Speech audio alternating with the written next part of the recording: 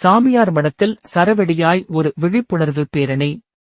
வருங்கால சந்ததியை வாழவைக்க வீதிக்கு வந்த 500 மாணவர்கள். இன்றைய அவசர உலகில் பிள்ளை வரம் என்பது பெரும் பிரச்சனையாக மாறிவரும் சூழலில் வருங்கால தலைமுறையை வளம் பெறச் செய்ய குமரியில் ஒரு பிரம்மாண்ட முயற்சி முன்னெடுக்கப்பட்டுள்ளது. கன்னியாகுமரி மாவட்டம் சாமியார் மடத்தில் செயல்பட்டு வரும் ரெத்ன மெமோரியல் டெட்ஸ்யூ பேபி மருத்துவமனை வரும் தலைமுறையை காப்போம் என்ற மகத்தான நோக்கத்தோடு களமிறங்கியுள்ளது. இளைய சமுதாயத்தினரிடையே அதிகரித்து வரும் குழந்தையின்மை சிக்கலை சீர் செய்யவும் வளரும் பருவத்திலேயே அவர்களுக்கு தகுந்த ஆலோசனை வழங்கவும் வலியுறுத்தி மாபெரும் விழிப்புணர்வு பேரணி நடைபெற்றது.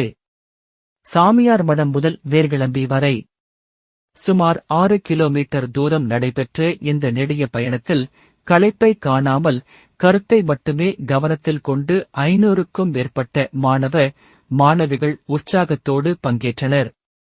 அவர்கள் கைகளில் விழிப்புணர்வு பதாகைகளை ஏந்தியபடியும் மனதில் வருங்காலத்திற்கான நம்பிக்கையை சுமந்தபடியும் நடைபோட்டது பொதுமக்களின் கவனத்தை வெகுவாக ஈர்த்தது.